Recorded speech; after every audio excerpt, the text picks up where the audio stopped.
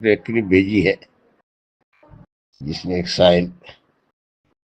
ایک مجیب مفتی سے دریافت کر رہا ہے کہ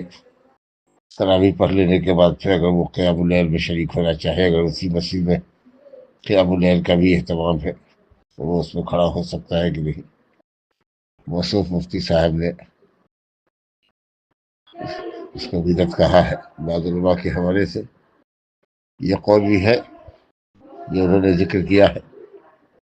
کہ نبی کریم صلی اللہ علیہ وسلم رمضان اور غیر رمضان میں 11 رکعت سے زیادہ نہیں پڑھا کرتے تھے۔ ایک تو رکعتوں کی تعداد زیادہ ہو جاتی ہے، 11 رکعت یا 13 رکعت مال وطر پہلے پڑھی جاتی ہے یا شاید وطر نہیں پڑھی جاتی، وطر آخری لیل میں پڑھی جاتی ہے، پھر رکعتوں کے اوپر بھی اعتراض ہو سکتا ہے۔ اور یہ کہ صاحب جماعت 2 مرتبہ ہو رہی ہے، جہاں تک جماعت کا مسئلہ ہے جماعت کرنے میں کوئی حد نہیں ہے، انفرادی طور پر آدمی پڑھ سکتا ہے تو اجتماعی طور پر بھی پڑھ سکتا ہے۔ اگر تراویح کے بعد قیام اللیل کے جواز کے لیے مفتی صاحب قائل ہیں تو اگر انفرادی نفل پڑھی جا سکتی ہے رات کی تو کچھ لوگ مل کر کے بھی جماعت کر سکتے ہیں، تو مسئلہ جماعت کا بہت اہم نہیں ہے۔ اور جہاں تک رکعتوں کا مسئلہ ہے تو نبی کریم صلی اللہ علیہ وسلم کا فعل مبارک ہے کہ آپ 11 یا 13 رکعت سے زیادہ نہیں پڑھتے تھے، اور آپ صلی اللہ علیہ وسلم کا قیام بڑا لمبا ہوتا تھا، کئی سور طوال، بقرہ، نساء، آل عمران، کبھی کبھی مائدہ تک ایک رکعت میں پڑھ جاتے تھے۔ یہ کس کی ہمت ہے آج؟ تو اگر رکعتیں کم ہو اور قیام طویل ہو، رکوع طویل ہو، سجدہ طویل ہو، تو آدھی رات یا اس سے زیادہ حصہ گزر جائے گا نمازی کے اندر، بقیہ حصہ آخری عشرے کا تلاوت ذکر دعا میں لگ جائے گا۔ لیکن چھٹی چھٹی صورتیں پڑھتے ہیں لوگ، یا ایک ورق پڑھتے ہیں 2 صفحہ 3 صفحہ، اور چونکہ آخری عشرے میں پوری رات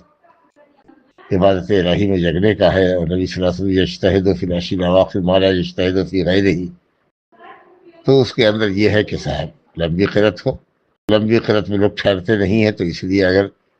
رکعتوں کی تعداد بڑھا دی جائے نفل مطلق سمجھ کر صلاۃ اللیل مسئلہ مسئلہ، تو انشاءاللہ تعالی جواز کی گنجائش ہے۔ نبی صلی اللہ علیہ وسلم کا وہ فعل مبارک تھا، یہ قول ہے سر صلاۃ اللیل مسئلہ مسئلہ، دونوں میں کوئی تعارض نہیں ہے۔ اگر لمبا قیام ہو تو نبی صلی اللہ علیہ وسلم کی مسلم رکعتوں پر اکتفا کرنا افضل ہے، اور اگر چھٹی قرأت ہو اور رات کے بڑے حصے میں جگنا ہو تو ان رکعتوں سے زیادہ بھی انشاءاللہ تعالی پڑھ سکتے ہیں، بشرطے کہ ہم ان کو مسنون نہ سمجھیں بلکہ نفل مطلق سمجھیں، اور یہ کہ رات کا وقت ہے، مکروہ وقت نہیں ہے سنن کے لیے، لہذا پڑھ سکتے ہیں۔ البتہ یہ ہے کہ جو شخص تراویح میں شریک ہو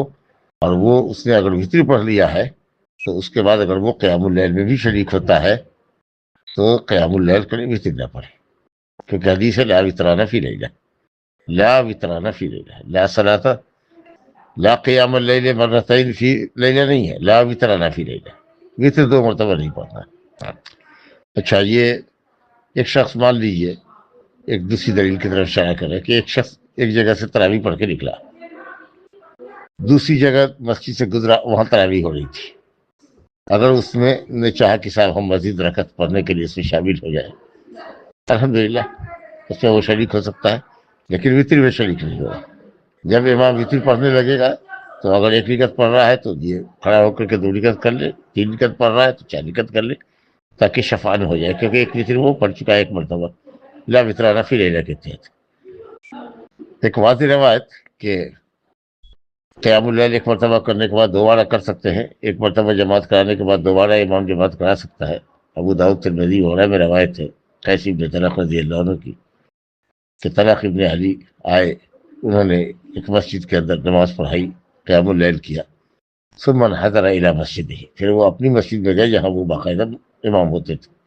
وہاں انہوں نے لوگوں کو نماز پڑھائی، گیا فرض بھی پڑھایا، نفل بھی پڑھائی، قیام اللیل بھی کیا۔